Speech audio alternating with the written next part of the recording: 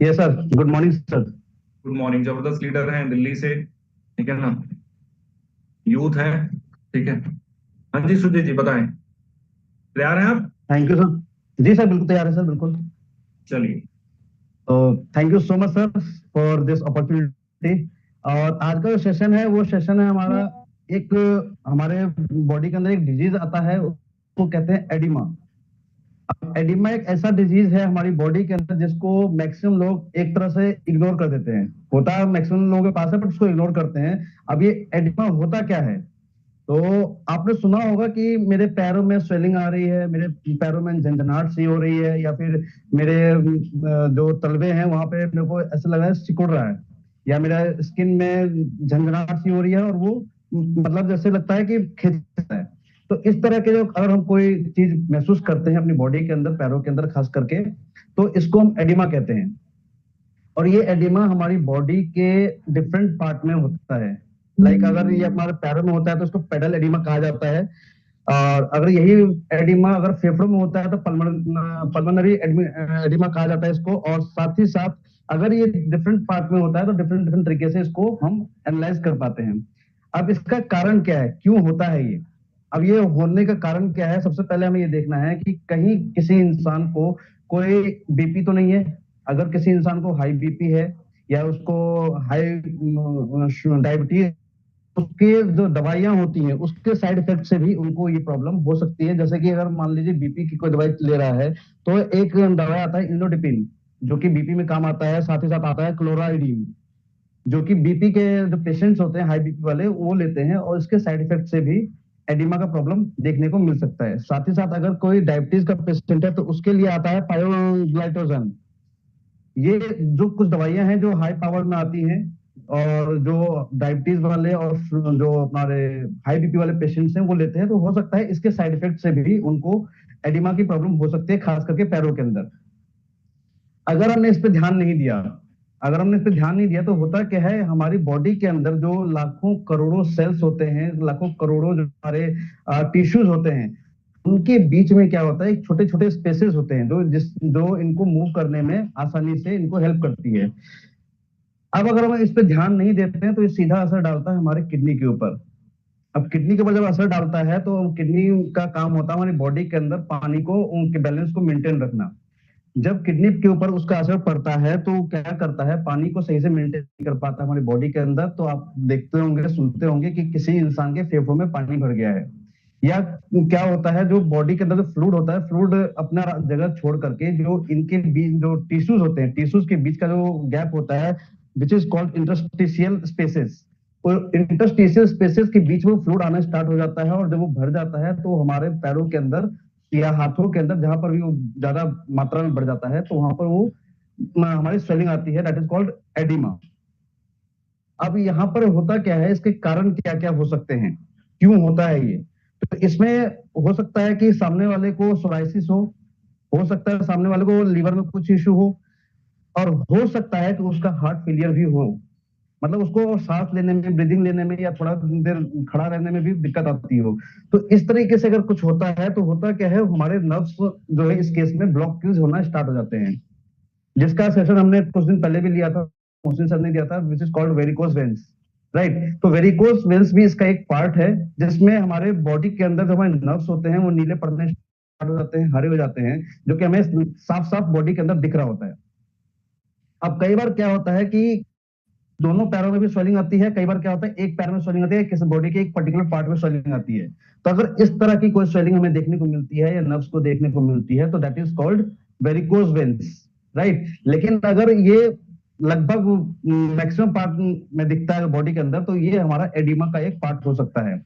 अब इसको अगर नजरअंदाज हम करते हैं तो नजरअंदाज करने का हमें जो रिजल्ट मिलता है वो क्या होता है, वो ये होता है कि हो सकता है वो क्रोनिक डिजीज, क्रोनिक लिवर और क्रोनिक किडनी का भी इश्यू हमें हो सकता है, जिसकी वजह से हमारी बॉडी के अंदर डायबिटीज और बीपी का जो मैंने बताया वो होता है, और साथ ही साथ किडनी को डैमेज करता है।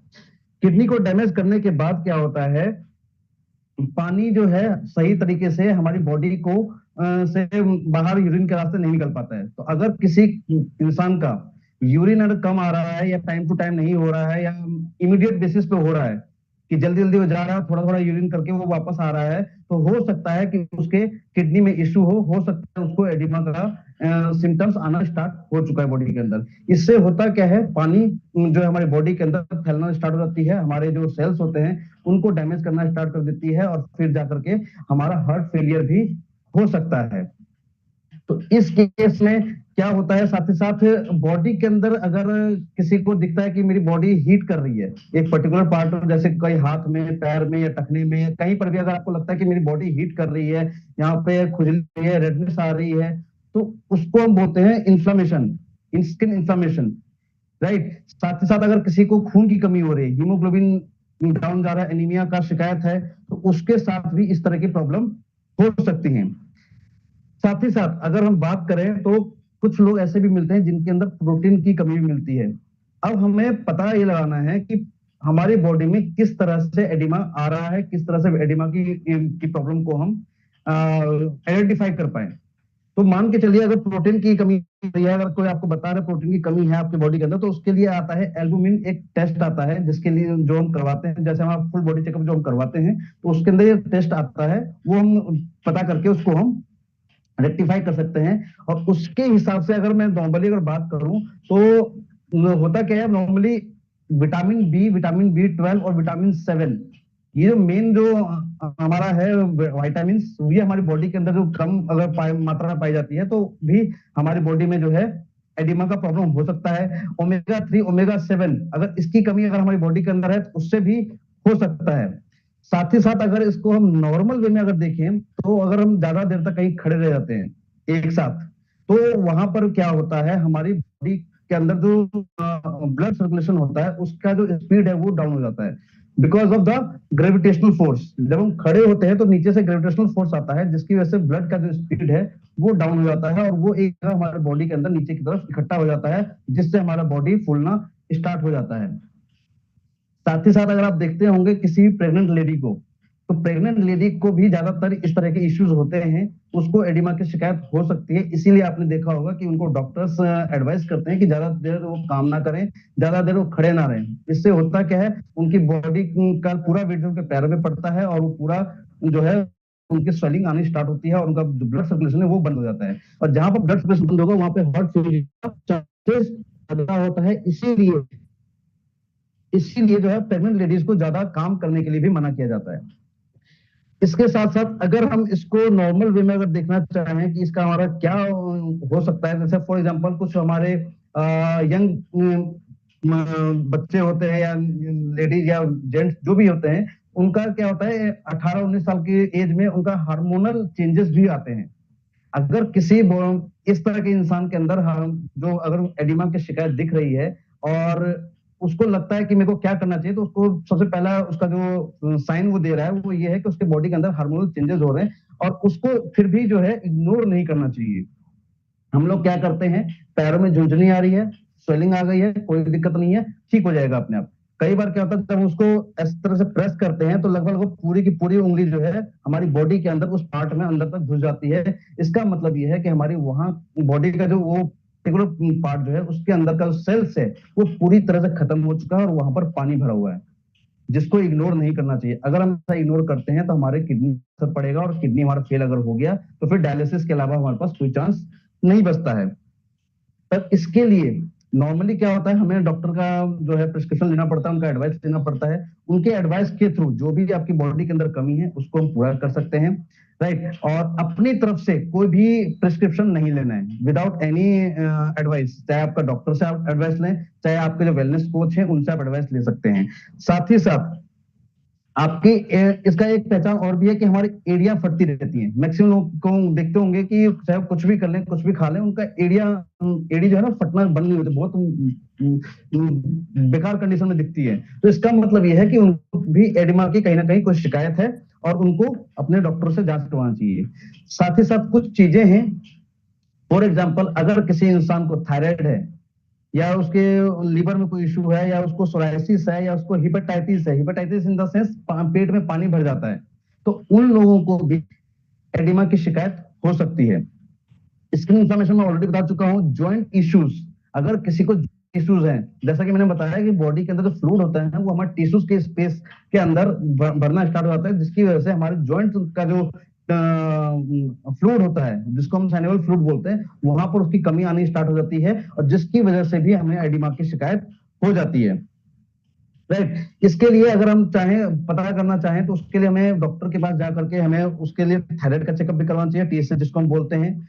राइट, उसके अलावा ईसीजी, इको का टेस्ट हम करवा सकते हैं, यूरिया और क्रिएटिनाइन का टेस्ट हम करवा सकते हैं, फुल बॉडी चेकअप करवाते हैं, तो उसमें सारी चीजें आ जाती हैं।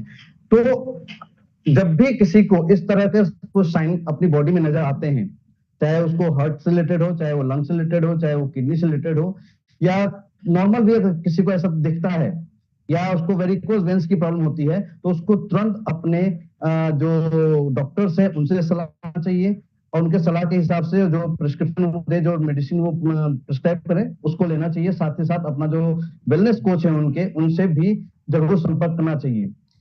इन बिटवीन अगर हिसाब से बात करें तो नॉर्मली हम इस केस में हम क्या कर सकते हैं, विटामिन डी और विटामिन बी12 के स्प्रे हम उनको दे सकते हैं। फॉर ओमेगा 3 हम उसको फ्लैक्स ऑयल दे सकते हैं, और जो हमारे जो प्रोटीन और विटामिन की कमी जो आ रही है, उनकी आयरन की या अपना पोटेशियम की कमी आ रही है बॉडी के अंदर, उसके लिए हम उसको एकमात्र प्रोडक्ट है हमारे पास विच इज कॉल्ड CMD, जो कि 84 मिनरल्स का एक पूरा पैकेज है, जो मैक्सिमम चीजों को हमारी बॉडी से बाहर निकाल के फेंक देता है, जो भी बीमारियां होती हैं, तो इसको लेने की हम सलाह दे सकते हैं। इसके अलावा डॉक्टर जरूर सलाह लें और अपने आप को स्वस्थ रहें। तो मेरा जो पार्ट था वो यहीं तक था, और आई होप कि मैं आप लोगों को बता पाया होऊंगा। ठीक है, और अगले पार्ट में दोबारा मिलेंगे तो इसको मैं और ज्यादा डिटेल में आपसे बात करूंगा, और इसको और डिटेल में पीपीटी के साथ मैं आप लोगों के साथ शेयर करूंगा। Thank you so